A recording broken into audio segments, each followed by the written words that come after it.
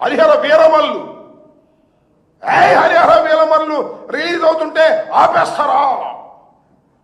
నేను చూపు లేపేవుగా పైకి. అందరూ థియేటర్లు అందరూ కూడా స్ట్రైక్ చేసేస్తున్నారు నా సినిమా ఆపడం కోసం అన్నావుగా. దాని మీద ఎంక్వైరీ అన్నావుగా. ఏమైంది ఎంక్వైరీ చెప్పు. అసలు నీ సినిమా రిలీజ్ కావట్లేదే, డేటే మార్చేసావే. దీని మీద కోపం వచ్చి నీకు సినిమా ఫీల్డ్లో వ్యతిరేకంగా ఉన్నటువంటి వారి థియేటర్స్ని చెక్ చేసావా? సామాన్యుడికి అందుబాటులో ఉండాలి ధరలు, టిక్కెట్ ధరలు పెరిగిపోతున్నాయి. సంవత్సరానికి గుర్తొచ్చింది నీ హరిహర వీరమల్లు సినిమా రిలీజ్ అయ్యే సమయానికి నీకు గుర్తొచ్చింది. వెళ్ళావు, చెకింగ్లు చేశావు. ఏం